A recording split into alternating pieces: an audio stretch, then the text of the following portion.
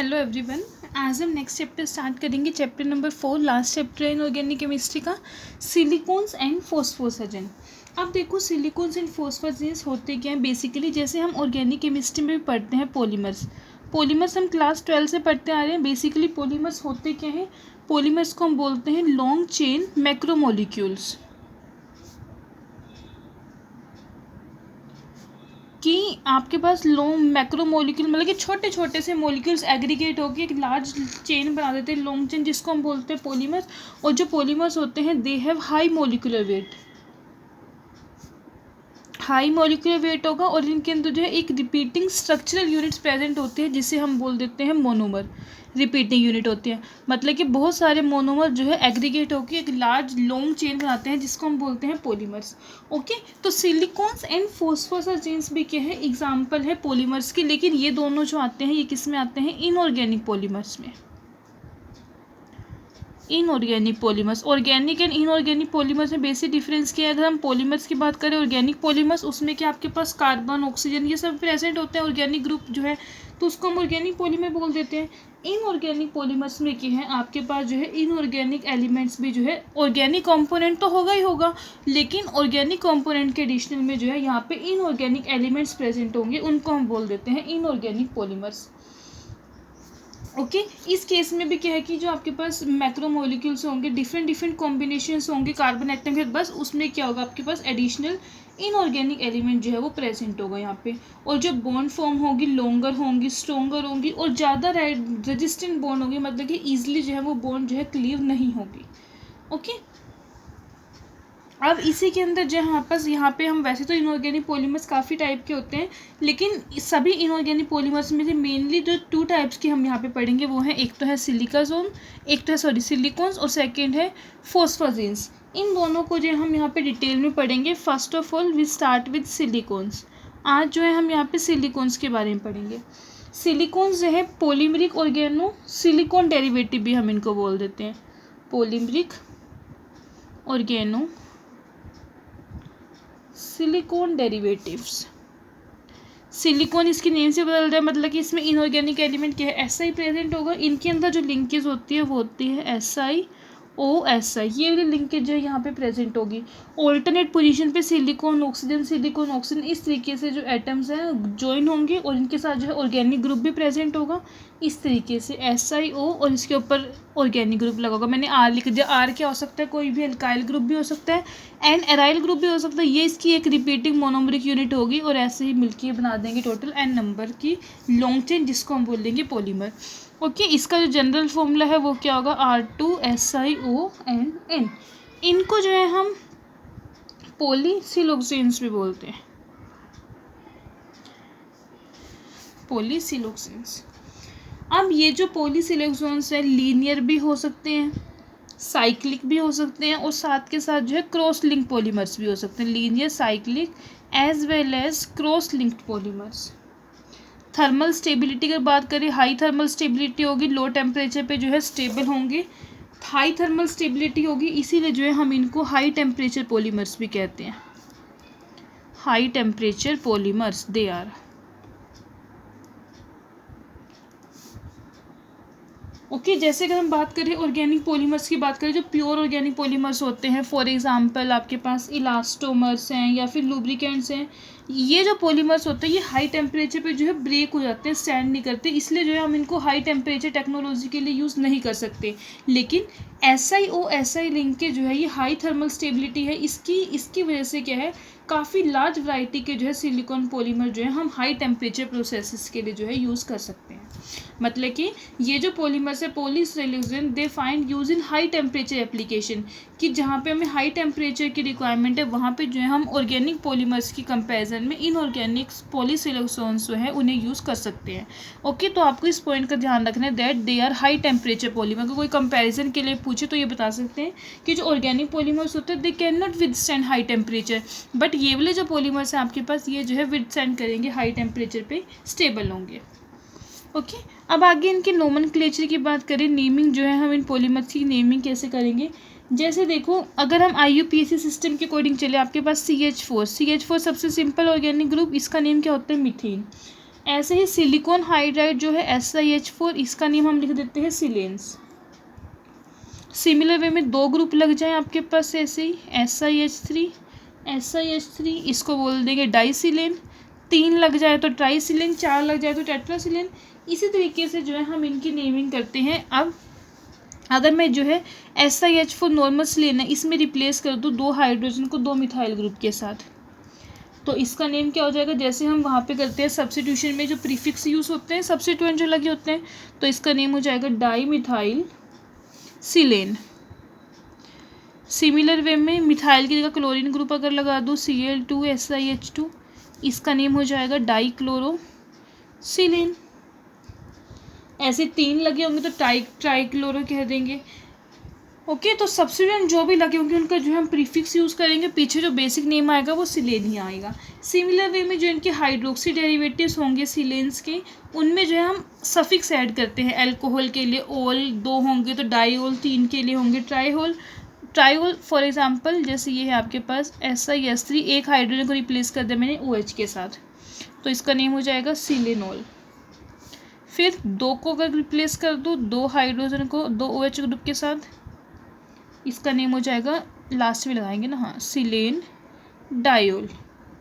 3 को कर देंगे तो सिलेन ट्रायोल। अब मिथाइल ग्रुप भी हो, जैसे ये लगी है, मिथाइल भी लगे और एक OH भी लगा है। मिथाइल क्या है, एज ए सब्स्टिट्यूएंट है, तो इसका नेम पहले आएगा ट्राई मिथाइल, और OH सफिक्स आएगा तो इसका नेम हो जाएगा सिलेनोल। इस तरीके से जो है इनकी नेमिंग करनी है। सिमिलर वे में जो इनके ऑक्सो डेरिवेटिव्स होंगे उसकी लास्ट में ऑक्सेन लग जाएगा बस। जैसे ये है SI, यहाँ पे ऑक्सीजन SiH3, इसका नेम हो जाएगा, जैसे उसमें अगर होता है उसे कहते हैं हम डाईमिथाइल ईथर, इनका नेम हो जाएगा डाईसिलोक्सेन।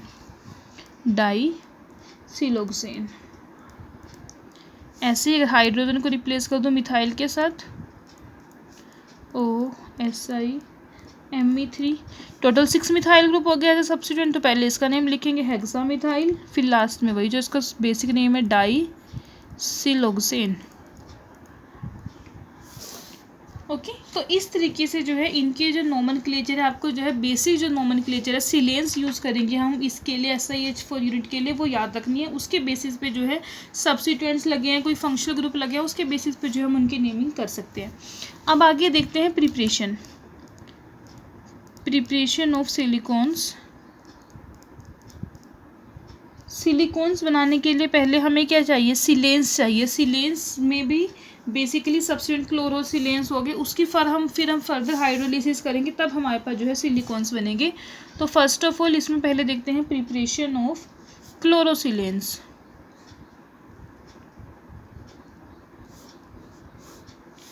अब क्लोरोसिलेन्स को प्रिपेयर करने के लिए बेसिकली क्या है कि यहाँ पे जो है हम सिलिका लेके जो मिनरल होता है उसकी रिडक्शन कर दे कार्बन के साथ हाई टेम्परेचर पे। सिलिका SiO2 प्लस साथ में इसकी रिडक्शन करेंगे हाई टेम्परेचर पे, तो इस केस में ये बन जाएगा Si plus CO, 2 molecules use कर लो टोटल ऐसे। अब सिलिकॉन जो हमें मिला है इसको जो है हम डायरेक्टली कन्वर्ट कर सकते हैं टू SiCl4, टेट्राक्लोरोसिलेन बन गया। अब टेट्राक्लोरोसिलेन है, हमें तो क्या चाहिए, हमें तो ऑर्गेनोसिलेन चाहिए। देखो रिएक्शन करने के लिए ऑर्गेनोसिलिकॉन बनाने के लिए इसकी रिएक्शन करेंगे ऑर्गेनिक ग्रुप के साथ, जैसे कि ग्रिग्नार्ड रिएजेंट के साथ। अगर मैं इसकी रिएक्शन कर दूँ, ग्रिग्नार्ड रिएजेंट कैसे बनता है, एल्काइल हैलाइड प्लस Mg, ये आ जाएगा आपके पास RMgX। अब इसकी रिएक्शन कर दे, सपोज करो आपके पास X जो है Cl ही है प्लस SiCl4, यहाँ पे X क्या है, ये क्लोरीन हो गया, तो इसकी रिएक्शन इसके साथ करोगे तो इस केस में होगा क्या, बेसिकली आपके पास यहाँ से R और एक यहाँ से Cl, R नहीं, हाँ, एक यहाँ से क्लोरीन लो और एक यहाँ से, ग्रुप देखो ये नेगेटिव ग्रुप, ये पॉजिटिव ग्रुप है इस तरीके से, तो यहाँ से एक क्लोरीन निकल के तो ये बना दो पहले साइड वाला ग्रुप बन गया MgCl2। अब यहाँ पे क्या बचा R और यहाँ पे बचा SiCl3, ये आपके पास बन जाएगा ऑर्गेनोसिलेन। अब ये मोनो सब्स्टिट्यूटेड है, एक ग्रुप लगा हुआ है। अगर हम इसकी रिएक्शन दोबारा से कर दें RSiCl3 की RMgCl के साथ, फिर से MgCl2 बाहर, अब आ जाएगा आपके पास R2SiCl2। ऐसे ही फर्दर चारों के चारों को भी रिप्लेस कर सकते हो, तो जितना भी आपको जैसा भी ग्रुप चाहिए उसके अकॉर्डिंग जो हम इसको बना सकते हैं। R3SiCl plus MgCl2। तो अलग अलग जो है वैरायटी जो है आपके पास सब्स्टिट्यूटेड क्लोरोसिलेंस, इन्हें हम क्या बोलेंगे, देखो ये है क्लोरोसिलेंस और इन्हें बोलेंगे सब्स्टिट्यूटेड क्लोरोसिलेंस, कि हमने क्या करा, क्लोरोसिलेन में सब्स्टिट्यूशन कर दी, मतलब कि क्लोरीन ग्रुप को किसी और के साथ रिप्लेस कर दिया। तो हमारे पास जो है वैरायटी के अलग अलग यहाँ पे जो है प्रोडक्ट बन जाएंगे। लेकिन ये जो प्रोसेस है ये कम कॉम्प्लिकेटेड है कि आपके पास डिफरेंट डिफरेंट वैरायटी के प्रोडक्ट बन रहे हैं। एक जो हमारे पास मेथड है जिसको जो है हम डायरेक्टली यूज़ कर सकते हैं, इस मेथड को जो रिप्लेस करेगा उसका नाम है मुल्लर राउचर प्रोसेस। ये आपके पास वो मेथड मुल्लर राउचर प्रोसेस। इसमें क्या है, बेसिकली आपके पास एल्काइल क्लोराइड है, उसकी जो है हम रिएक्शन करेंगे सिलिकॉन के साथ हाई टेम्परेचर पे और कैटलिस्ट यूज़ करेंगे यहाँ पे। फॉर एग्जांपल जैसे ये है आपके पास एलिमेंट सिलिकॉन प्लस इसकी रिएक्शन करेंगे एल्काइल हैलाइड, ये ले लिया chloride, near about 250 to 500 degree temperature and catalyst use करेंगे कॉपर। तो यहाँ पे अगर मैं जनरल रिएक्शन लिखूँ तो आपके पास ऐसे आ जाएगा RnSiCl4-N। जितने अल्काइल ग्रुप लगे होंगे उतने क्लोरीन यहाँ से कम कर दो। सपोज करो 2 अल्काइल ग्रुप लगे हैं तो 4-2 2 क्लोरीन रह जाएंगे, एक ग्रुप लगा तो 4-1 3 क्लोरीन हो जाएंगे। For example Si plus 2RCl, इस केस में अगर हम करें रिएक्शन R2SiCl2, ऐसे Si प्लस R, आपके पास कोई भी ग्रुप हो सकता है, मिथाइल अगर CH3Cl, तो यहाँ पे बस क्या आ जाएगा, R की जगह पे मिथाइल ग्रुप लगा दोगे। इस तरीके से जो है रिएक्शन हो जाएगी। ओके, तो इस तरीके से जो है हम बना सकते हैं।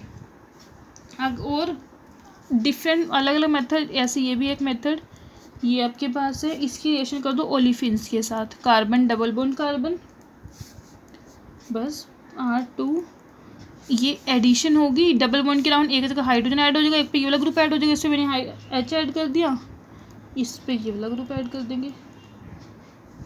अगर हमें कोई पॉली फंक्शनल ग्रुप बनाना है, ऐसे सिलेंडर बनाना है कि जिसमें कोई पर्टिकुलरली फंक्शनल ग्रुप प्रेजेंट हो, वहाँ पे जो हम इस तरीके रिएक्शन कर सकते हैं। फॉर एग्जांपल जैसे ये है आपके पास SiHCl2, इसमें दो तो एक H लगा, एक मिथाइल लगा और 2 क्लोरीन लगी। इसकी रिएक्शन अगर हम कर दें विनाइल साइनाइड के साथ तो यहाँ पे ये बन जाएगा 2 chlorine CH3 CH3CH2Cl।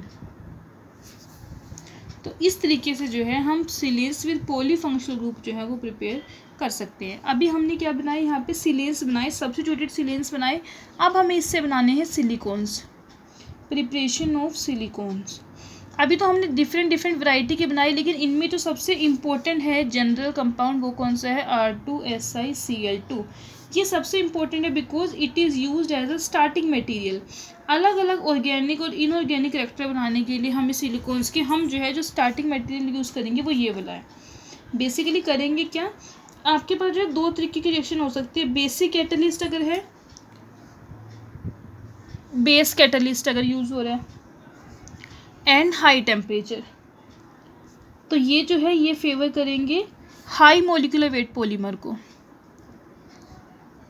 High molecular weight polymer, and वो जो होगा लीनियर होगा, स्टेट चेन यानी कि। और अगर आपके पास एसिड कैटलिस्ट है एंड लो टेम्परेचर यूज़ कर रहे तो उस केस में low molecular weight polymer, low molecular weight polymer and linear की जगह वो होगा आपके पास साइक्लिक। बस आपको जो है ये 2 बातें जो है ये ध्यान में रखनी है। अब अगर हमारे पास ये वाला ग्रुप जो है, अगर हम इसकी हाइड्रोलिसिस करेंगे तो हाइड्रोलिसिस करने पे देखो, जैसे R अगर हम मिथाइल लेके चले, CH3 2SiCl2 plus water, CH3 2 तो ST रहेगा, यहाँ से H और यहाँ से Cl, HCl निकल जाएगा, क्या बचेगा यहाँ पे H2 कैसे ब्रेक होता है H और OH में, H और Cl तो HCl निकल गया, 2H और TCl, OH बचा तो SiOH होल ट्वाइस। अब इसकी पॉलीमराइजेशन करेंगे, वाटर मॉलिक्यूल रिमूव होगा, देखो कैसे, Si 2 CH3 ग्रुप लगे हैं, 2 OH लगे हैं, फिर से एक और मॉलिक्यूल इसी का SiCH3CH3OH, यहाँ से ऐसे ये वाटर निकाल दो बस। ये आपके पास लीनियर डाइमर बन जाएगा OSiOH CH3CH3CH3CH3। इस तरीके से जो है ये आपके पास लीनियर डाइमर बन जाएगा सिलिकॉन का। सिमिलर वे में अगर मैं एक और मॉलिक्यूल यूज़ करूँगी, यहाँ से वाटर निकाल दोगे, ट्राइमर, टेट्रामर, इस तरीके से जो है हम इसकी जो है एक लॉन्ग चेन बना सकते हैं n number of molecules use करके। ओके, तो आपके पास ये जो कंपाउंड है हमारे पास डाईमिथाइल डाईक्लोरोसिलेन, ये जो है हमें लीनियर सिलिकॉन प्रोवाइड कराएगा, डाईमिथाइल डाईक्लोरोसिलेन। अगर हमें क्रॉस लिंक बनाना है तो क्रॉस लिंक के लिए जो है बेसिकली हम ट्राईक्लोरो यूज़ करेंगे। देखो जितने क्लोरीन ग्रुप लगे होंगे उतनों की ही फर्दर हाइड्रोलिसिस होगी। और अगर सपोज करो यहाँ पे तो 2 मिथाइल ग्रुप थे, मैं कह रही हूँ 3 क्लोरीन हो, तो मिथाइल एक ही होगा, एक मिथाइल होगा, तीनों पे क्लोरीन होगा, तो एक इधर और एक इधर, एक इधर। अभी तो लीनियर बन रहा था, तो उस केस में क्या होगा, क्रॉस लिंक बन जाएगा। तो अगर हमें क्रॉस लिंक सिलिकॉन्स बनाने हैं इस केस में Si प्लस HCl, सबसे पहले तो रिएक्शन करेंगे, ये कन्वर्ट हो जाएगा ट्राईक्लोरो डेरिवेटिव में। अब इसकी हाइड्रोलिसिस कर दो, प्लस वाटर, क्लोरीन की जगह पे जो है बस OH ग्रुप लगा दोगे, OH SiCH3OH एंड OH, साथ में आ जाएंगे 3 मॉलिक्यूल्स ऑफ HCl। अब इनकी अगर हम रिएक्शन करेंगे तो रिएक्शन करने पे जो है हमारे पास क्रॉस लिंक पॉलीमर बन जाएगा।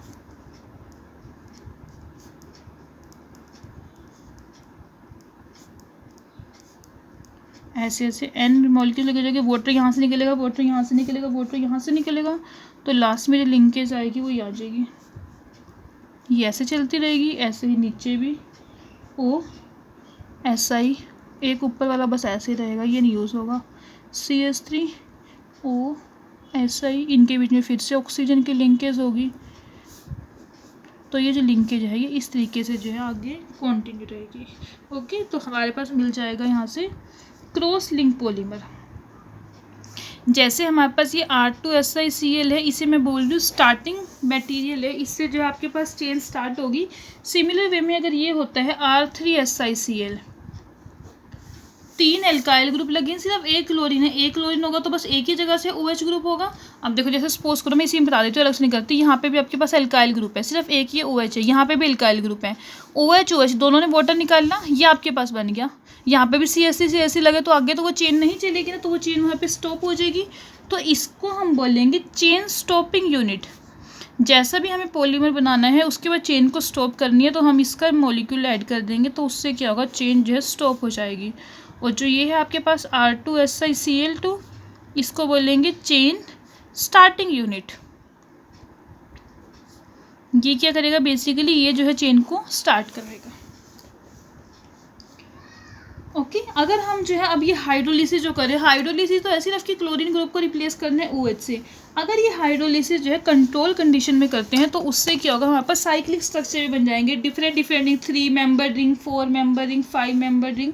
जैसे ये आपके पास जनरल फॉर्मूला हो गया Me2SiO, total n molecules.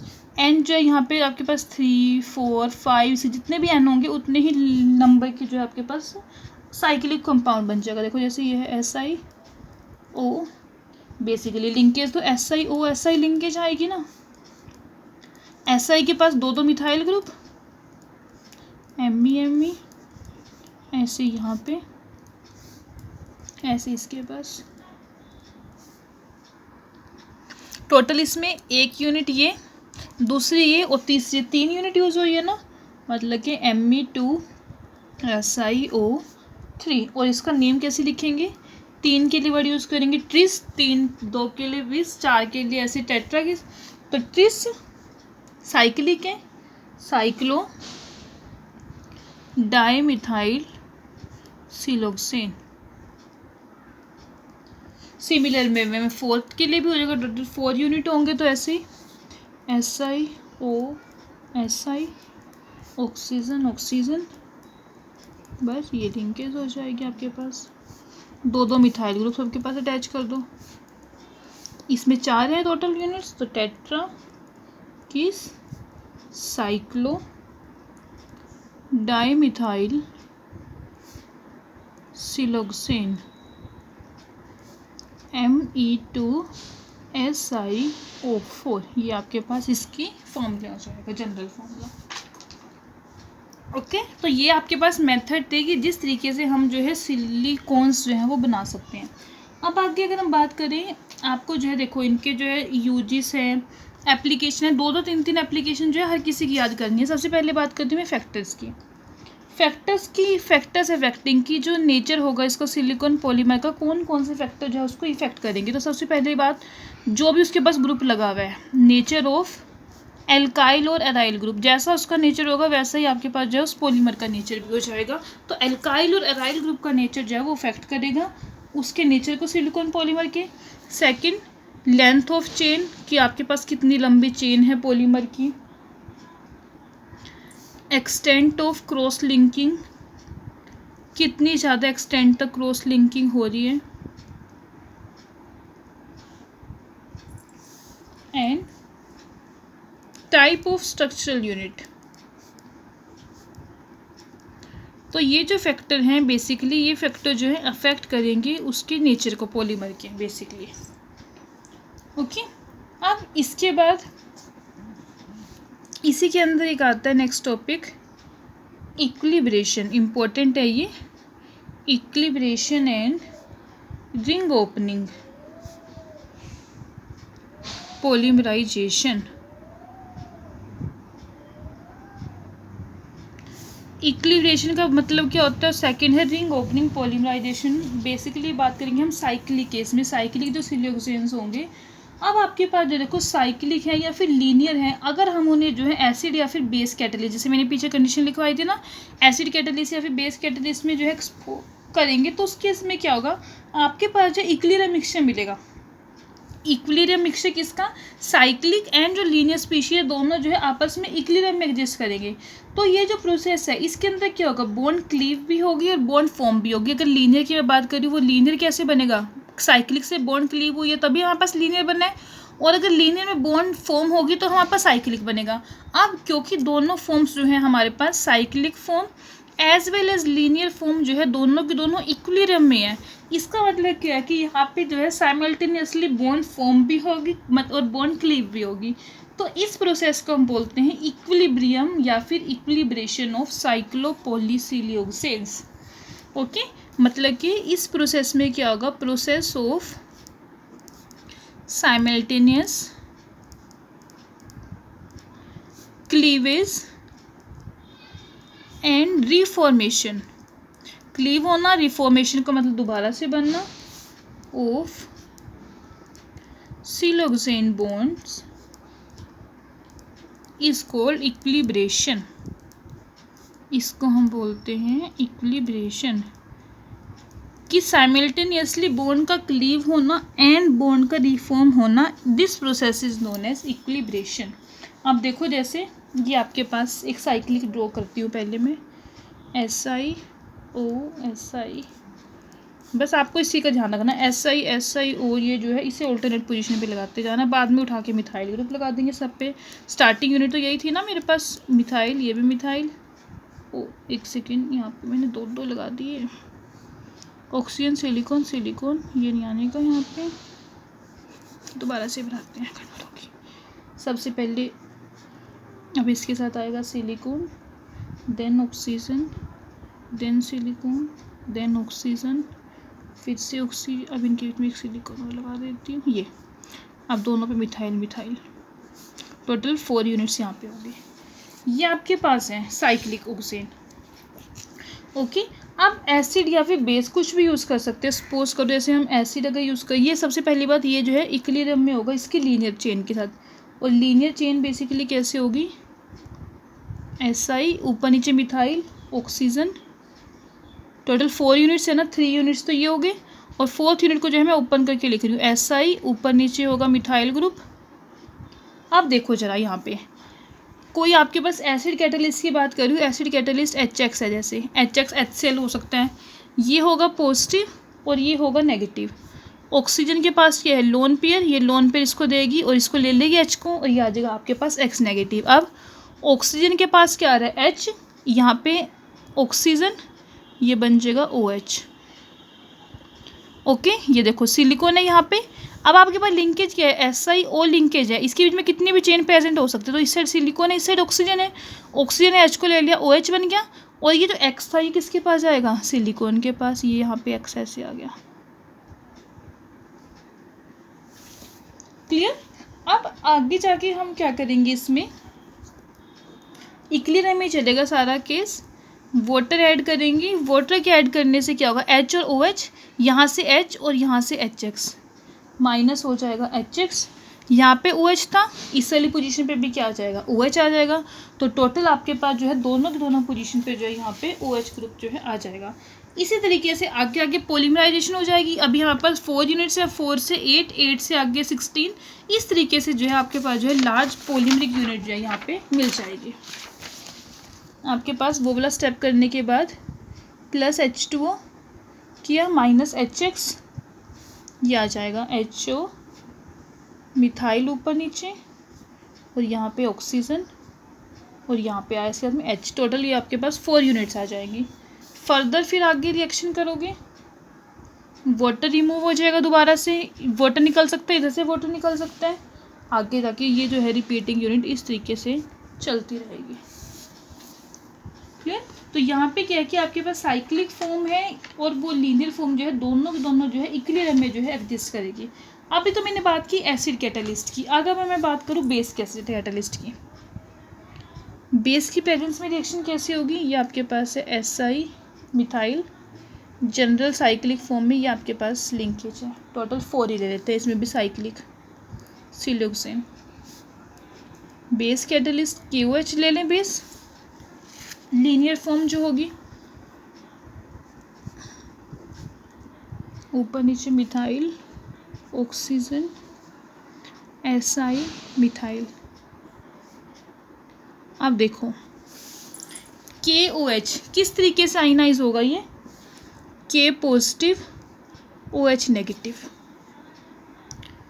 Positive वाला ग्रुप किसके पास जाएगा, ऑक्सीजन के पास, क्योंकि ऑक्सीजन क्या है, नेगेटिव है, O नेगेटिव है, K पॉजिटिव। सिलिकॉन पॉजिटिव है, इसके पास क्या आ जाएगा, OH, सिलिकॉन के पास क्या आएगा, OH ही आ जाएगा। इस तरीके से फर्दर इसके अंदर अगर हम और ऐसी यूनिट्स ऐड करेंगे जैसे पिछले वाले में हुई थी पॉलीमराइजेशन, तो उस तरीके से जो है आगे आगे पॉलीमराइजेशन जो है चलती रहेगी। इसको जो है बस हम ऐसे एरो से शो कर देंगे। ओके, ये आपके पास हो गया इक्विलिब्रेशन। अब इसके बाद प्रिपरेशन हमने कर ली, अब आगे बस आती है प्रॉपर्टीज़। प्रॉपर्टीज़ हैं, एप्लीकेशंस हैं या फिर यूजीस है, वो तो देखो 3 4 सभी के जो है आपको इसके लर्न करने हैं। सबसे पहले प्रॉपर्टीज़ की बात करूँ, सबसे फर्स्ट है थर्मल स्टेबिलिटी। ये मैंने अभी स्टार्ट करने से पहले भी बताया था, सिलिकॉन स्टार्ट करने से पहले। सिलिकॉन पॉलीमर्स जो होते हैं they are highly stable. Thermal का मतलब होता है हीट, मतलब कि हीट के टुवर्ड्स जो है काफ़ी ज़्यादा ये स्टेबल होंगे, और इनकी जो थर्मल स्टेबिलिटी एग्जिबिट करेंगे near about 200 to 300 degree temperature तक। और इनका जो है they have low glass transition temperature. Short form में इसका जो सिंबल होता है TG यूज़ करते हैं। बेसिकली जो ग्लास ट्रांजिशन टेम्परेचर है क्या है, इससे जो है हमें पॉलीमर की फ्लेक्सिबिलिटी के बारे में पता चलता है कि मटेरियल जो है वो कितना फ्लेक्सिबल है। अगर ग्लास टेम्परेचर से नीचे का टेम्परेचर है, मतलब कि बिलो दिस टेम्परेचर, पॉलीमर जो होगा वो रिजिड होगा। और अगर इससे ऊपर की बात करें तो उस केस में क्या होगा, वो क्वासी लिक्विड, मतलब कि ना तो कंप्लीट सॉलिड और ना ही लिक्विड, उस स्टेट में जो है कन्वर्ट हो जाएगा। ओके, तो बिलो दिस टेम्परेचर लिक्विड वो पॉलीमर जो है वो रिजिड सॉलिड होगा, और अबव दिस टेम्परेचर वो क्या होगा, एकदम से आपके पास क्वासी लिक्विड में कन्वर्ट हो जाएगा। ओके, तो अब क्योंकि इनकी जो थर्मल स्टेबिलिटी है वो ज़्यादा है as compare to organic polymers, इसीलिए जो है they are used as an electric insulators. Second one, chemical stability.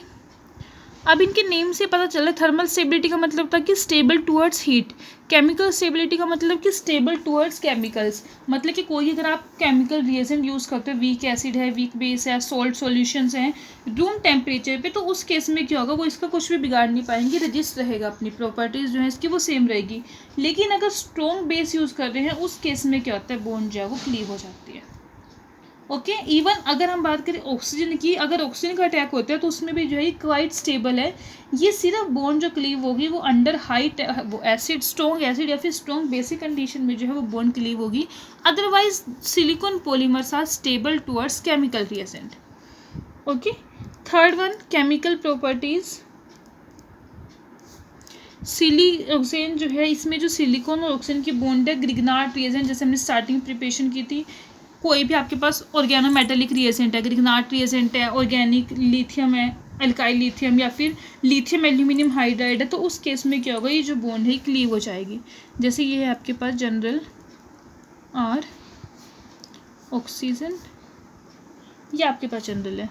अगर हम इसकी रिएक्शन करें ग्रिग्नार्ड रिएजेंट के साथ तो इस केस में क्या होगा, बॉन्ड जो है वो क्लीव हो जाएगी। अब देखो कैसे, बस आपको ध्यान रखना, ग्रिग्नार्ड रिएजेंट में अल्काइल ग्रुप नेगेटिव होता है, ये पॉजिटिव होता है, ऑक्सीजन नेगेटिव है तो सिलिकॉन पॉजिटिव होगा, तो पॉजिटिव के पास नेगेटिव वाला पार्ट, ऐसा है के पास R- और इसके पास आ जाएगा OMgX। फर्दर इसके आगे हाइड्रोलिसिस कर दोगे, ये जो MgX वाला ग्रुप है ये रिप्लेस हो जाएगा OH के साथ, OH। ऐसे ही सेम ऐसे ही रिएक्शन इसकी कर दो ऑर्गेनो लिथियम के साथ, सपोज ब्यूटाइल लिथियम है, रिएक्शन करेंगे, ये जो ब्यूटाइल वाला ग्रुप है ये सिलिकॉन के साथ अटैच हो जाएगा आगे, यहाँ पे O negative Li positive, further hydrolysis कर दोगे तो यही बन जाएगा सेम। तो इस तरीके से ग्रिग्नार्ड ऑर्गेनोमेटेलिक रिएजेंट जो है वो क्या करेंगे, इस बॉन्ड को जो है क्लीव कर देंगे।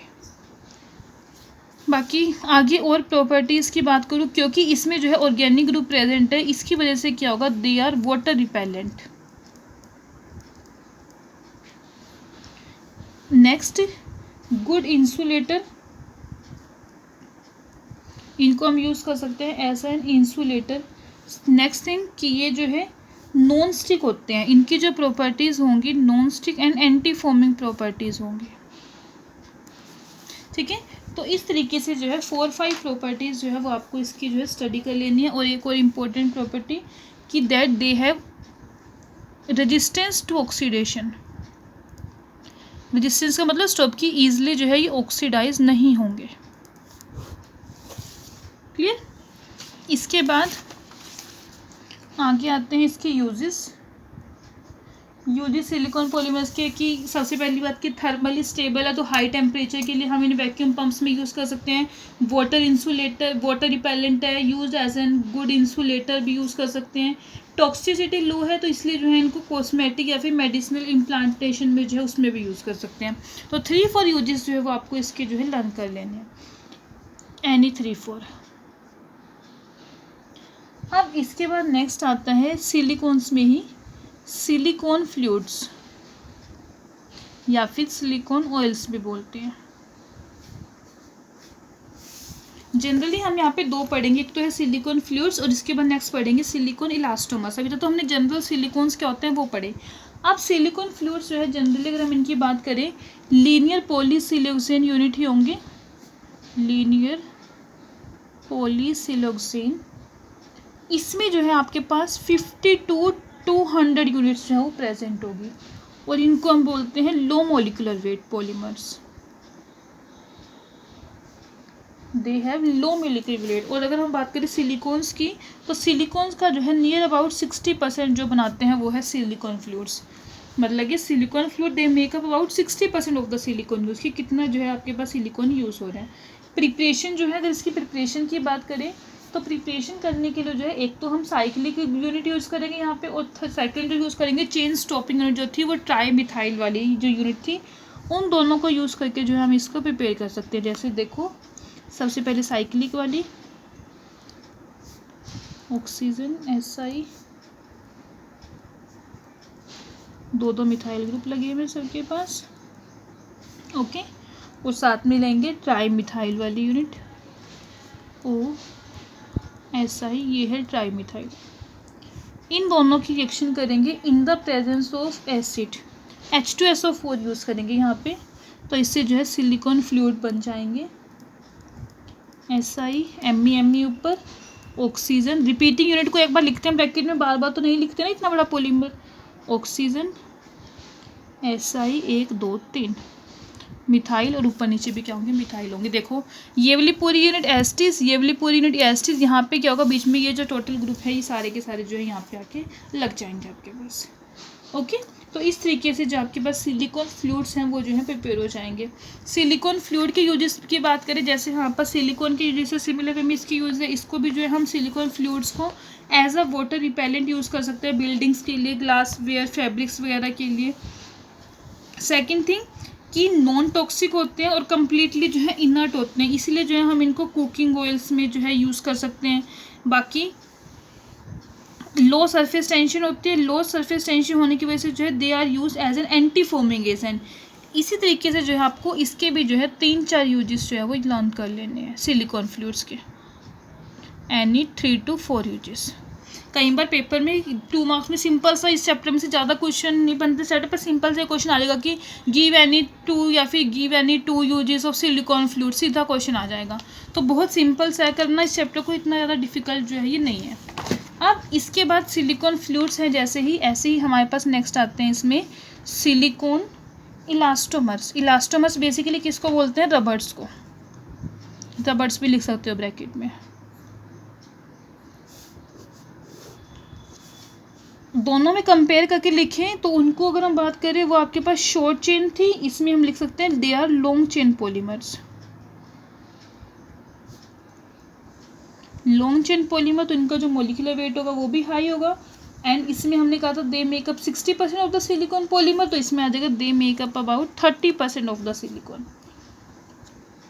ओके, सिलिकॉन रबर जो है 30% जो है सिलिकॉन से प्रोड्यूस होगी, बाकी काफ़ी हाईली स्टेबल है बिकॉज इनकी जो इलास्टिसिटी है -100 डिग्री सेल्सियस से लेके +250 डिग्री सेल्सियस तक जो है ये अपनी इलास्टिसिटी को जो है रिटेन करके रखेगी। काफ़ी वाइड रेंज है in comparison with natural rubber. ये जो इलास्टोमर्स होते हैं इनको जो हम वल्केनाइज भी कर सकते हैं रबर बनाने के लिए। वल्केनाइजेशन क्या होता है, बेसिकली एक प्रोसेस होता है जिसमें क्या है कि क्रॉस लिंकिंग रिएक्शन करके है डिफरेंट चेन्स बनाते हैं। उसमें क्या होता है जो नेचुरल रबर होती है उसकी जो इलास्टिसिटी होती है उसको जो है एनहांस किया जाता है, उस प्रोसेस को हम बोल देते हैं वल्केनाइजेशन।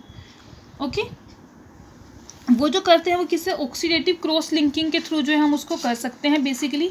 जैसे ये देखो स्टार्टिंग में आपके पास मैकेनिज्म जो होता है क्रॉस लिंकिंग का, बेंजोइल परऑक्साइड यूज़ करते हैं स्टार्टिंग में हम, ये होता है हमारे पास बेंजोइल परऑक्साइड। इसमें फ्री रेडिकल क्लीवेज होगी, ये बॉन्ड इधर और ये वाली बॉन्ड इधर, 2 मॉलिक्यूल्स मिलेंगे, phenyl C double bond O और इसके पास ये आ गया फ्री रेडिकल। अब इसके बाद ये जो मॉलिक्यूल मिला आपको फ्री रेडिकल, ये आपके पास लॉन्ग चेन है SI, ऊपर नीचे ग्रुप लगे मिथाइल और ऑक्सीजन, इसके भी 2 मॉलिक्यूल्स लेके चलेंगे, दोनों के बीच में रिएक्शन होगी बेसिकली। देखो इसमें रिएक्शन कैसे होगी, यहाँ पे क्या लगा, मिथाइल लगा है, मिथाइल को मैं ऐसे लिख सकती हूँ CH2H, इसके बीच में भी फ्री रेडिकली बॉन्ड क्लीव होगी, ये ऐसे आ जाएगा आपके पास SI नहीं O, नीचे CH2 रेडिकल, 2 यूनिट है तो 2 ही आपके पास CH2 रेडिकल प्रोड्यूस हो जाएंगे, +2 प्रोड्यूस होंगे यहाँ पे H रेडिकल ये वाले। अब अगले स्टेप में क्या होगा, ये और ये मिलके तो बना देंगे 2 molecules of phenyl C double bond O, एक रेडिकल इसके पास एक रेडिकल इसके पास है, बॉन्ड बन जाएगी। ये 2 यूनिट्स हैं ये आपस में मिलके SI, ऊपर मिथाइल ऑक्सीजन CH2, एक रेडिकल एक इसके पास रेडिकल, एक दूसरी CH2 यूनिट के पास रेडिकल, ये दोनों मिलके ऐसे बॉन्ड बना देंगे, ऑक्सीजन, ये आपके पास जो है बन जाएगा। इसी तरीके से फर्दर आगे क्रॉस लिंकिंग भी हो जाएगी और आपके पास जो है ये आपके पास बन जाएंगे। बेसिकली इलास्टोमर जो है 3 तरह के होते हैं। फर्स्ट अगर हम बात करें room temperature vulcanising elastomers, RTV first one, इसको बोलेंगे रूम टेम्परेचर पे जो बना रहे वल्केनाइजिंग इलास्टोमर।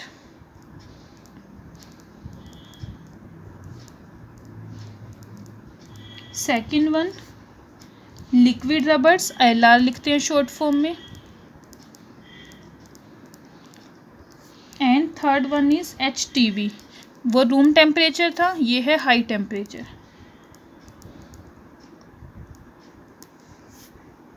ओके अब इसके बाद इसी तरीके से जैसे हमने यूजेस करे थे उसके सिलिकॉन इलास्टोमर्स के भी जो है 3 to 4 यूजेस जो है हम यहाँ पे लर्न कर लेंगे कि आपके पास ये जो रूम टेम्परेचर वल्केनाइजिंग वाले इलास्टोमर्स हैं they have good adhesive properties, कि हम इन्हें जो है कार कोटिंग में, बिल्डिंग्स में या फिर जो प्लांट सेटअप होते हैं उसमें जो है यूज़ कर सकते हैं। सिमिलर वे में लिक्विड रबर जो है बेसिकली काफ़ी लार्ज नंबर में जो है इसके पीसेस जो है मोल्डिंग पर्पस के लिए यूज़ कर सकते हैं। इस केस में जो है क्योंकि लो टेम्परेचर पे रिएक्शन हो रही है तो इसको जो है हम इजीली मोल्ड कर सकते हैं। बाकी इसको जो है बनाने के लिए, ट्यूब्स बनाने के लिए या फिर प्लग्स जो होते हैं, प्लग्स को प्रिपेयर करने के लिए, कीबोर्ड जो होते हैं वो इसी रबड़ के जो है सिंथेसाइज होते हैं। एंड हाई टेम्परेचर वाले की बात करूँ, हाई टेम्परेचर वाले जो है बेसिकली फूड इंडस्ट्रीज़ में या फिर मेडिसिनल इंडस्ट्रीज़ जो होती है ये वहाँ पे जो है यूज़ होते हैं। ओके तो इस तरीके से जो है 2-3 यूजेस जो आप इसके लर्न कर लोगे। अब इसके बाद नेक्स्ट आता है सिलिकॉन्स में ही सिलिकॉन रेजिन्स।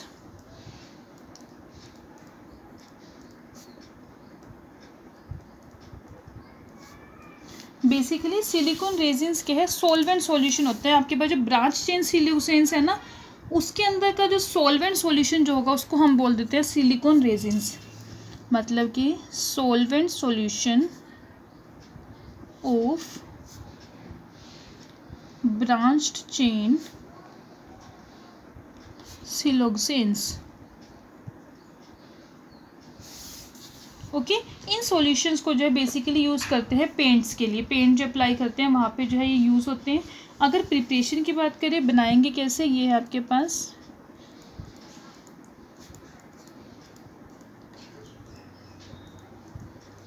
दोनों की रिएक्शन करेंगे, टोलिन सॉल्वेंट, बस हाइड्रोलिसिस हो जाएगी और यहाँ पे ऐसे SI 3 क्लोरीन ग्रुप लगे हुए, मतलब कि 3 जगह पे OH आएगा। एक फिनाइल तो ऊपर लिख दिया एस्टीज, यहाँ पे भी OH आ जाएगा, ये ऑक्सीजन, फर्दर आगे SI, अगले पे एक फिनाइल और एक मिथाइल है, फिनाइल मिथाइल, फिर से ऑक्सीजन, सिलिकॉन, फिनाइल, अब ये यूनिट आएगी तो बस है OH, अब इसके बाद ऑक्सीजन, SI, फिनाइल, OH और लास्ट में OH आके यूनिट जो है ये स्टॉप हो जाएगी यहीं पे। अब आगे जाके 200 डिग्री टेम्परेचर पे इसको हीट करेंगे in the presence of catalyst. ये OH ग्रुप हट के एक चेन यहाँ लग जाएगी, एक चेन यहाँ पे, एक चेन यहाँ पे, इस तरीके से जो है आगे जाके आपके पास क्रॉस लिंक रेजिन जो है मिल जाएगा इससे। ओके सिलिकॉन रेजिन इन सब की जो है प्रिपरेशन और 2-3 यूजेस जो है वो इम्पोर्टेंट है। सिलिकॉन रेजिन जो होते हैं बेसिकली इलेक्ट्रिकल इक्विपमेंट और मशीनरीज में जो है एज एन इंसुलेटर जो है ये यूज़ होते हैं।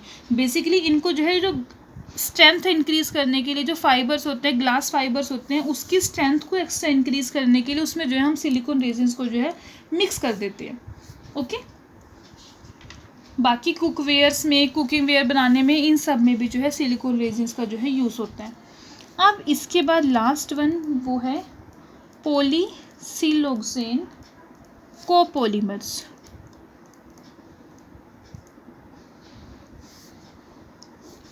पॉलीसिलोक्सेन कोपोलीमर जो है जैसे भी हमें चाहिए डिजायर्ड प्रॉपर्टीज़ के उनको जो है हम बना सकते हैं। बनाएंगे कैसे कि जो आपके पास ये पॉलीसिलोक्सेन स्ट्रक्चर है इसको जो है ऑर्गेनिक पॉलीमर स्ट्रक्चर के साथ जो है कंबाइन कर दे।